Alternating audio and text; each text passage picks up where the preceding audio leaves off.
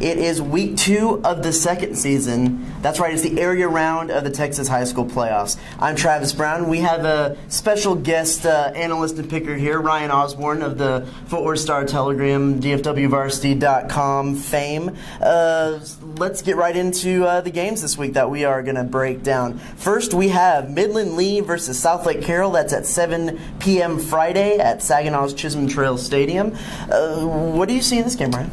Well, Southlake Carroll beat Midland Lee 63-14, second week of the season. Carroll hasn't, they've continued to win since then. And, Midland Lee has improved some. And Coach Al Wasson, Southlake's coach, he knows that. He even said that. But, he told me Sunday night, he said, I'd like to think that we've improved too. So, Southlake Carroll's coming off a big win over Arlington Bowie. You were there for that one. If all goes as planned, they should win this game pretty comfortably. But, Midland Lee has the playoff history. They have, the pedigree. They were a powerhouse program in the 90s. And, Southlake Carroll, they've been a powerhouse program too.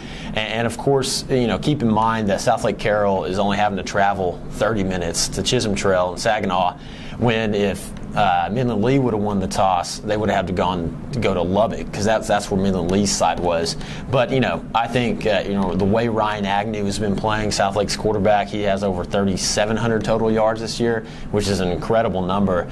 I think they continue their winning ways against Midland Lee.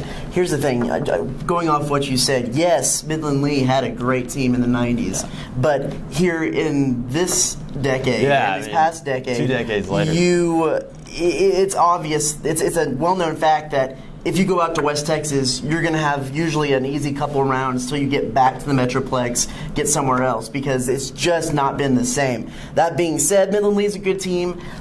Carroll's going to win this one, just from the sheer fact of they already beat them very, very handily early in the year. There would have to be a major slip up on Carroll's part for them not to win this game. So for many of the reasons you said, and just the fact that they're the better team, and it's already been decided on the field once.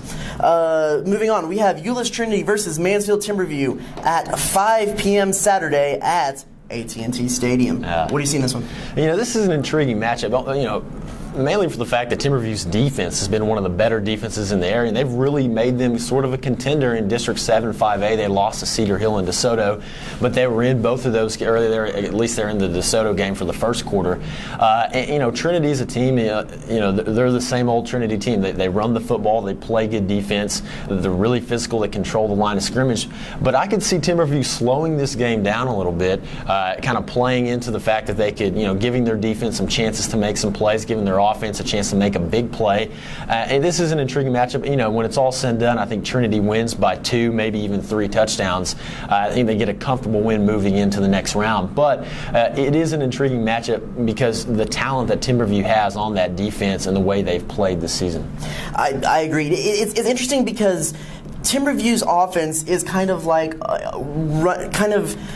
a mini Euless Trinity. Wow. They run a very similar offense. It's definitely not of the same caliber or the same power, but it's interesting to see how these two teams will go together. I have Trinity in this one. They're just bigger and stronger, and that's what it comes down to. They also have improved their pass game, which over the past couple of weeks, which I think will be huge as they even advance on to further rounds in the playoffs. And finally, let's break down North Richland Hills Birdville versus Crowley at 7:30 p.m. Friday at Fort Worth Brewer. I believe you saw Birdville this past week. I saw Crowley. You saw Crowley last week. What did you see in them, and what do you see in this matchup? Well, I think this is one of the best matchups in the area this week because you have a Birdville team that they had the rough start in district. They lost to Boswell, they lost to Fort Worth Dunbar, but they got some players back, and they've won every game since. So they're playing at a peak level, coming off and win over Nelson, and of course they have one of the best running backs in Xavier Turner, who is leading all 4A area rushers and rushing yards.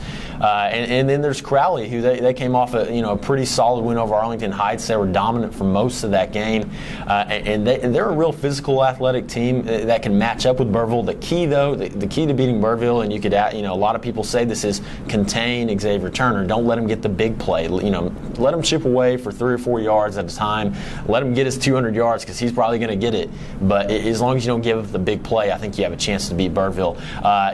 I think Birdville wins this one just for the fact that they can't control the ground game, but this should be one of the better area games this week. Right. For the exact same reason I have Birdville, and because I don't believe Crowley can control Xavier Turner. I think he will get the big plays. He'll get his yards. He'll get his touchdowns. Birdville wins this one. Okay, we're going to go no huddle real quick, break down as many of the games as we can from this area. First off, we have Odessa versus Arlington Martin. Who do you have? Arlington Martin. Odessa's 6-5. Martin's playing as good as anyone in the area right now. Right, I have Martin too. Coppell and DeSoto. This should be a really intriguing game. Coppell's defense, very solid. I think DeSoto wins, though, because they got the talent and the skill position players. I have DeSoto as well. Abilene Cooper versus Lamar.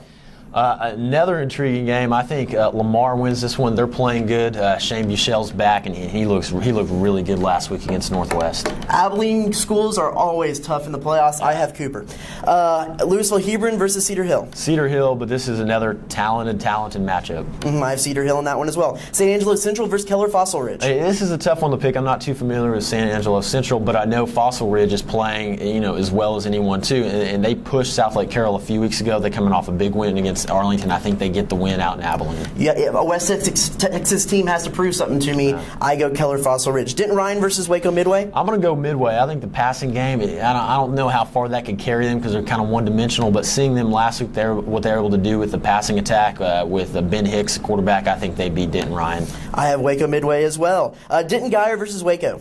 Denton Geyer. I have Denton Geyer as well. Frisco Centennial versus Dallas South Oak Cliff. I'm going to go Oak Cliff. It's been a while since the DISD team has advanced to the third round of the playoffs. I think they have the talent to do it. They're 10-1, but Centennial, they're 9-2, and they've had pretty good seasons past 2 years. Good pick. I have South Oak Cliff as well. Wiley versus Mansfield Summit. Mansfield Summit. They're the surprise team right now. They won last week big, and then they won the week before. They beat Lancaster to get into the playoffs. I think they beat Wiley. I'm going with that Wiley football team. Dallas Highland Park versus Dallas Kimball. Highland Park, they lost big to Aledo earlier in the year, but they've looked great ever since. Same reason before DISD schools don't get past second round, Highland Park.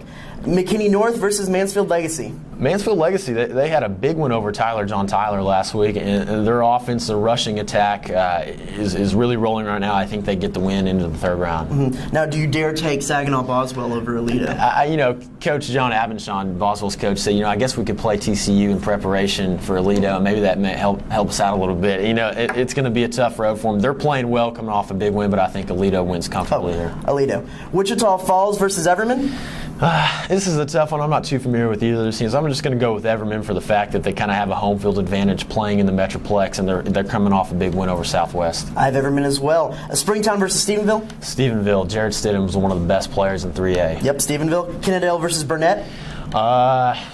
I'll go with Burnett just for the fact that it's another matchup I'm not too familiar with either team, but Burnett usually has a pretty solid program, so I'm going to go with over them over Kennedale. I'm going to go Kennedale. In Taps, Nolan Catholic versus Houston St. Thomas. I will be there for this one. Nolan Catholic seeking its third straight Taps title, but I think Houston St. Thomas, are undefeated, and it's a neutral site, so I think St. Thomas gets the win. I'm going with Nolan Catholic. In Division II, Fort Worth Christian versus Dallas Christian? I'll go Dallas Christian. Dallas Christian's undefeated. Fort Worth Christian 8-3. I think Dallas Christian stays undefeated. I'm going to take the Chargers. Dallas Christian. Fort Worth Temple Christian versus Frisco Legacy Christian. Fort Worth Temple Christian has been a surprise team. They're a young program, so I think they keep their winning ways and get a victory this week. Two similar teams, two running attacks. I got Frisco Legacy Christian. And finally, I'll have to say I'm not unbiased in this pick because it does feature my alma mater. But who do you have in Colleyville Covenant versus Dallas First Baptist? And Dallas First Baptist is undefeated. Colleyville Covenant 7-4. But I got to go with Colleyville just for the fact that you're about to pull out a surprise picking device for Dallas First Baptist, I believe. So I'm going to go with Covenant, take the underdog here. I'm going to take the Dallas First Baptist Saints with my helmet. That is your week 2 of the playoffs picks, your area round picks. Be sure to check the paper this Thursday for Eric's picks. Thank you for guest picking with us this week, Ryan Osborne. Thank you. Be sure to go out to those games this week. Check dfwvarsity.com for all the best recaps and stats, and we'll see you next week at the High School Huddle.